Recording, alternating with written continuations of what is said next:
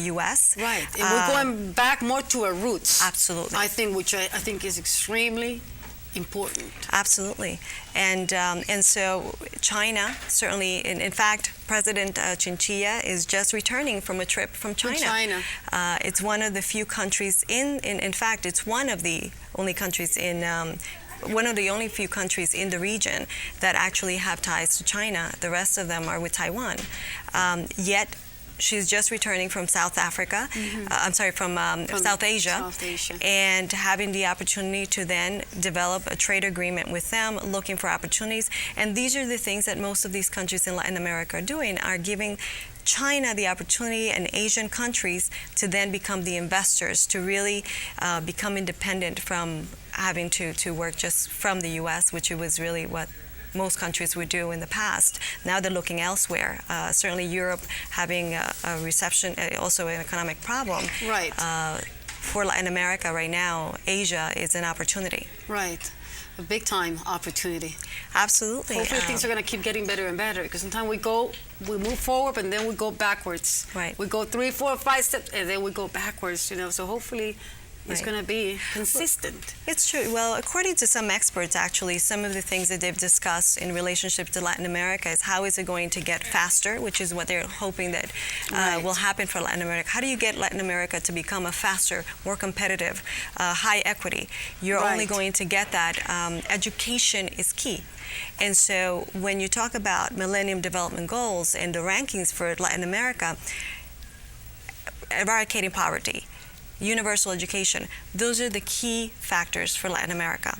And they really need to grow, and they really need to look towards developing those partnerships. And really the governments apparently are trying to work together, strengthening their own governments, because it's from within. It's the integration. It's no longer going to be what will someone else do, but it's really what's it going to take for those governments to work together and have integrated policies and develop opportunities and really build out on the relationships that they do with private sector, and more importantly, really looking for opportunities to create education as a tool for development for those countries. This is so good that you see how time flies, and we're going to cover different topics. Yes. Guatemala, right now, the new president, I keep forgetting his name, do not kill me.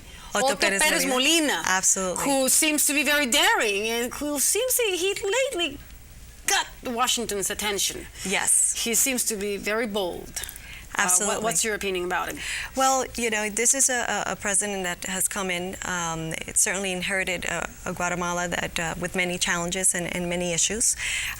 Despite of that, I think that he's really, in the first 6 months of taking office, he's really done a lot of work in changing the path of Guatemala, looking for investors to come back. For a while, we didn't have investors that were interested in Guatemala any longer because of the issues that we face with security, which it's something that he certainly has made, and it has voiced his opinion. We have a challenge, yet they're looking to work with that challenge and really working within the region and the other governments to work together and come together to look for a solution.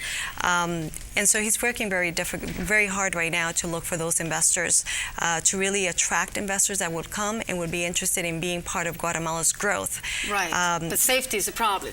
Safety is a problem. Safety is a problem. And it's something that they need to work. They need to work together. Certainly looking to also work with the U.S. In order to improve security for all these different regions.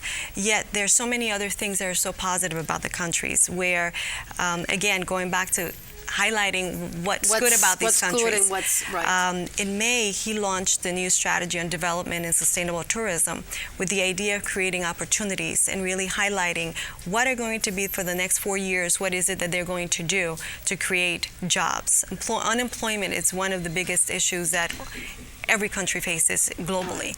And so they're looking really to tourism to develop those opportunities. For women, it's great news because it is one of the largest contributors to our economy. Women, hospitality, the hospitality industry is where women are really taking most of those jobs. And so it's really giving women the opportunity to create, to have jobs out of tourism. Okay. I had the opportunity to tour Guatemala earlier in May, and I toured some of the sustainable tourism initiatives that they have, the local community tourism that they called in Solola Antigua, Solola Atitlan. And it was fantastic to see. I met a young 20-year-old, Rosa Encarnacion, who is one of 11 children. She's the tour guide who greets you once you arrive into her village. She's the one that takes you through the kiosks. And so whenever tourists come, the dollars stay with the locals. And that's the objective of sustainable tourism. Right. And so they've been able to create these opportunities because they work together with the private sector. That's key. Governments need to work with the private sector in order to create these opportunities. Right. That's the only way they'll be able to really sustain and develop sustainable growth for these countries, because private sector is able to share best practices. And that's what the whole objective of creating sustainable development for these countries is built on. Sharing best practices that can really help them to emerge and to really grow and figure out ways of building economy and growth for those countries. You see, I love this about Mildred. Now, let's get a little sal y pimienta here. It's very interesting because she gives long answers. And I like that. You see, but I have to find my way in because I know that we are running out of time. And like I said, I have all the questions here. Obama, the upcoming election, he inherited a lot of problems when he came to Washington. Sure. And apparently, they don't let him do his job at the Congress. So how do you move forward? How do you fix the country? How do you fix an economy like this one as a president? He got what? Maybe November. We have what? 2 months? 2 months left. I don't think it's going to be any special dramatic turn. So I want to hear about the elections. Romney, Obama, who's going to win? Who's going to lose? Who's the better? I want to put you in the spot. I want you to tell me, as a journalist, what do you think? What do you think is going to happen? Well, you know, it's tough. In fact, today there were some poll numbers that were released. 49. They're very close. Obama is doing 49%. Romney has 47%. It's just too close. The National Republican Convention begins on Monday in Tampa, Florida, for the Republican Party. At this point, I think that, you know, one of the things that Obama is really working against is the economy. We have an unemployment that is above 8% right now in the country. It's a huge problem. There have been many polls that have been done. What is it that Americans are most important? What's important to Americans these days? The economy and unemployment. And healthcare. Well, you know, believe it or not, healthcare is one of those topics. Yet it doesn't come third within the list. Healthcare. Would you believe that healthcare is the number one for Latino voters? Yeah. And most Republicans would think that it's immigration. Right. No, but health is a big deal. I mean, I just see what's happening, and it's very scary. It's very scary because people, they don't, beyond who looks the best, or people want to be happy. People want to be able to pay the bills. They want to be able to pay the mortgage. College is almost unaffordable here. Right. So how do you make it affordable? How do you make it work? How do you... One job is not enough. 2 jobs doesn't seem to be enough anymore. You have to be able to reach out. And as a president, you have to be able to offer more. So it's like, what's the future? What do you think is going to happen? Do you think we're going to crack anytime soon? Because people are not happy.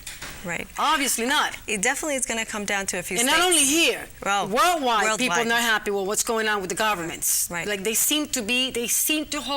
they have to be more responsible. Because when you're looking for voters, you're touring everywhere. And you're going everywhere to get those votes. Right. But what about when you're in office? How do you make it work? Are you still accessible to the people out there? So what does it happen? How everything changes? What do you think? Right. What happens? You know, he definitely has I think this election is going to be very close.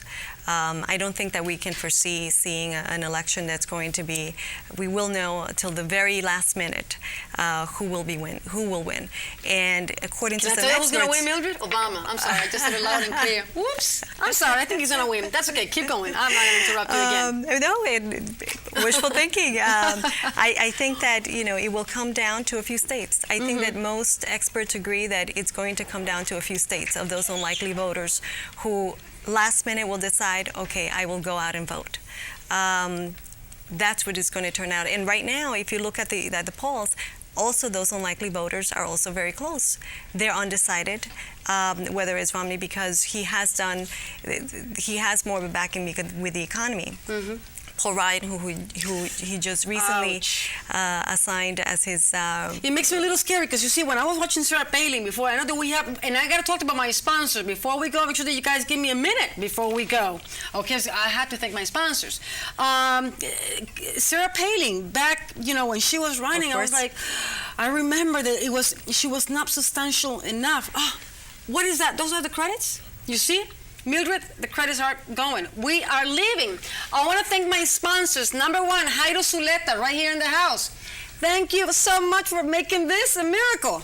Right here on my face. You are an artist and I love you. Franconeri Celotti, Caterina Lankova, Chris Kosak, the voice that sells, and Dwayne Harris, Big Mountain Entertainment. I want to thank Gloria Messer, Frank, Danny, Catherine, baby, I almost forgot your name, but I'm here.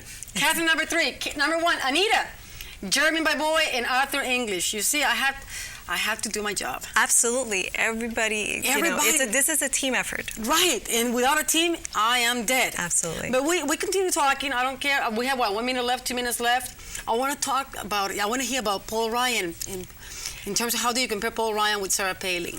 Well, I think that, certainly he's been seen more as a high risk, but yet a good pick. In fact, why is it a good pick?